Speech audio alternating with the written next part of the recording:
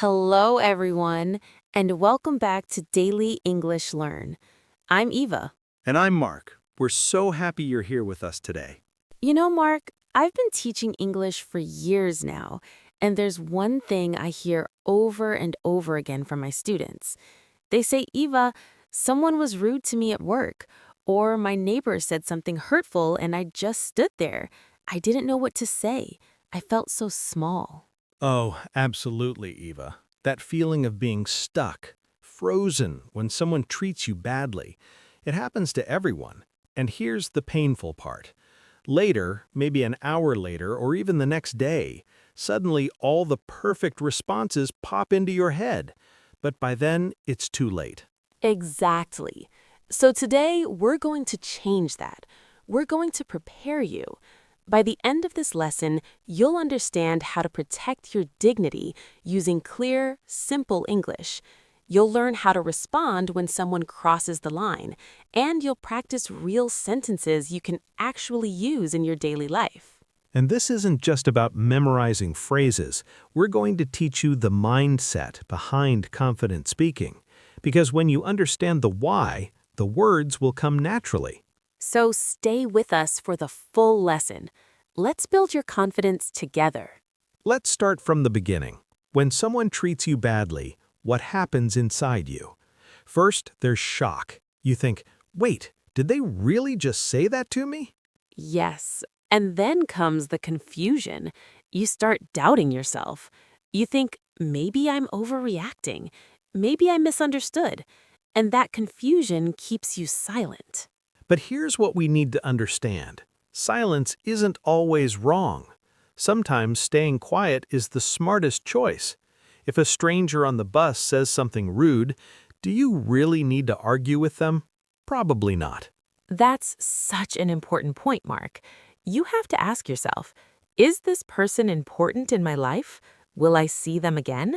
Does their opinion actually matter to me? If the answer is no, then let it go. Save your energy. Don't waste your peace of mind on someone who means nothing to you.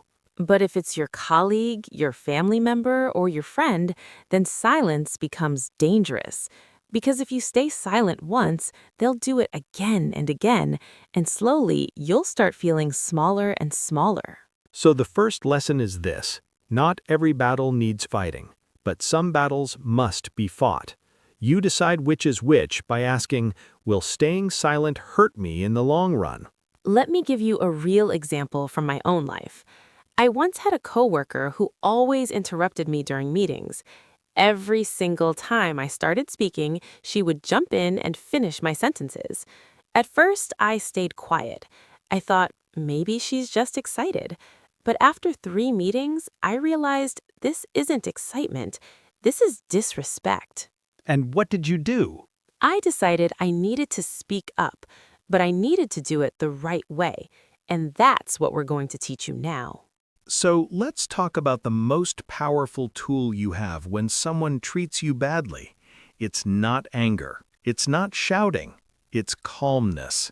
When you stay calm, you stay in control. Think about it. If someone yells at you and you yell back, what happens? Both of you are just making noise, nobody's listening, nobody's learning. It's just chaos. But if someone yells at you and you stay calm, suddenly the power shifts. You become the mature one. You become the reasonable one. And the other person starts looking foolish. So, here's your first powerful sentence. Listen carefully and repeat after me. I understand you're upset, but I'd appreciate it if you could speak to me respectfully. Let's break that down. I understand you're upset. That part shows empathy. You're not attacking them. You're acknowledging their feelings. Then it comes the important part. But I'd appreciate it if you could speak to me respectfully. This is where you set the boundary. You're saying, I hear you, but you need to change your tone.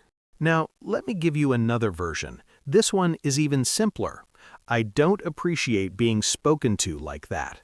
Short, clear, direct. You're not explaining, you're not justifying, you're just stating a fact. I don't appreciate being spoken to like that. Let's practice that together. Repeat slowly. I don't appreciate being spoken to like that. Good. Now, here's an important grammar point. Notice we used being spoken to, not speaking to. Why? Because we're talking about how someone else is treating us, not how we're treating them. Being is the passive voice. It shows that someone is doing something to you. Another useful sentence is this: I'd like to continue this conversation when we're both calm. Oh, I love that one, Mark, because sometimes the best response is no response right now. You're not running away, you're not giving up, you're just choosing a better time. Exactly. And notice the grammar again. I'd like to continue. That's polite. It's not I will continue or we must continue. It's softer, but still firm. Let me tell you what happened with my coworker, the one who kept interrupting me. After the third meeting, I asked to speak with her privately. I didn't confront her in front of everyone. That would have embarrassed her and made things worse. Smart move. I said to her, I've noticed that when I speak in meetings, you often finish my sentences. I'm sure you don't mean anything by it, but I'd really appreciate the chance to complete my own thoughts. Perfect. You used I've noticed, not you always. That's important. When you say you always, people get defensive. They think you're attacking them. Exactly. And then I gave her the benefit of the doubt. I said, I'm sure you don't mean anything by it. That gave her a way out. She didn't have to admit she was being rude on purpose. She could just say, oh, sorry, I didn't realize. And that's exactly what confident communication sounds like. You're clear, you're firm, but you're not cruel. Now, let's look at different situations where you might need to use these skills. First situation, a stranger in public. Maybe someone cuts in front of you in line. This is tricky because you don't know this person. They might be aggressive. They might not care what you say. So you have to decide, is it worth it? Here's what I do. I make eye contact and I say clearly but politely, excuse me, I believe the line starts back there. I'm pointing behind me as I say this. Good technique. You're not accusing them. You're just giving information. I believe the line starts back there. Most of the time, people will apologize and move. They genuinely didn't see the line. But if they get aggressive, I let it go. It's just a line. My piece is more valuable. Second situation, a family member. This is much harder because you love this person, but they keep saying things that hurt you. With family, you need to be both gentle and firm. Here's what you can say. I know you love me, but when you say things like that, it really hurts my feelings. Can we talk about this? Notice the structure. I know you love me. You're starting with connection, not accusation. Then you explain the impact. It really hurts my feelings. Then you invite conversation. Can we talk about this? This approach works because you're not shutting them down. You're opening a door for understanding. You're saying, I want to fix this relationship, not end it. Third situation, the workplace. This is probably the most delicate because your job might depend on handling it well. At work, you have to stay extremely professional. Even if someone is completely wrong, you can't lose your temper. Here's a phrase I teach all my business English students. I'd like to address something that happened in today's meeting. That's excellent, Eva. You're being direct but neutral. You're not saying you did something wrong. You're just saying something happened and we need to address it. Then you continue. When my idea was presented without credit, I felt overlooked. Going forward, I'd appreciate being acknowledged for my contributions. Perfect. You stated the fact without emotion. When my idea was presented without credit. Then you shared how it made you feel. I felt overlooked. Then you set the expectation. Going forward, I'd appreciate being acknowledged. And here's a bonus tip.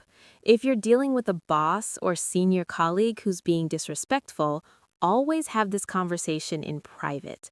Never challenge someone's authority in front of others. That's wisdom right there. Even if you're right, making someone look bad publicly will backfire on you. All right, let's practice some complete sentences you can use starting today. I'll say each one twice. Listen carefully, and if you're able, repeat out loud after me. This is the most important part of the lesson, everyone. Don't just listen, actually say the words. That's how your brain remembers them. First sentence. I need you to understand that your words have an impact on me. Again, I need you to understand that your words have an impact on me. Second sentence. I'm happy to discuss this, but not while we're both upset. Again, I'm happy to discuss this, but not while we're both upset. Third sentence. I don't think you meant it this way, but what you said came across as hurtful. Again, I don't think you meant it this way, but what you said came across as hurtful. Fourth sentence. Let's take a moment and restart this conversation respectfully. Again, let's take a moment and restart this conversation respectfully. Fifth sentence. I value our relationship, which is why I need to be honest about how I'm feeling. Again, I value our relationship, which is why I need to be honest about how I'm feeling. Sixth sentence. I'd prefer if we could keep this discussion professional.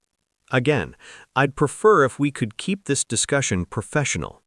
Did you notice something about all these sentences? They use I statements, not you statements. That's the secret. When you say, you're being rude, or you hurt me, people get defensive immediately. But when you say, I feel hurt, or I need respect, they have to listen because you're talking about yourself.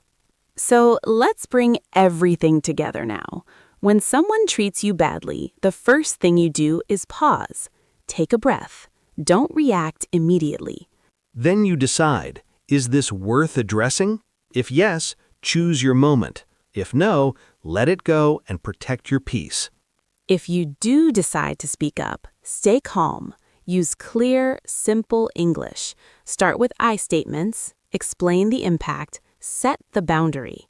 And remember, confidence doesn't mean being loud. Confidence means knowing your worth and speaking your truth without aggression. You don't have to be perfect at this. Even we still practice these skills. The point is to start somewhere. Try one sentence from today's lesson the next time you need it. And here's the beautiful thing. The more you practice standing up for yourself in English, the more confident you become in every area of your life. So we want to hear from you. Have you ever been in a situation where you stayed silent but wished you'd spoken up? What happened? Share with us in the comments. And if today's lesson helped you, please share it with a friend who needs to hear this. We're all learning together. Thank you so much for spending these 15 minutes with us today. Remember, you deserve respect and you have the English to ask for it. Until next time, keep practicing, keep growing, and keep learning with us. This is Eva. And this is Mark from Daily English Learn. Take care, everyone.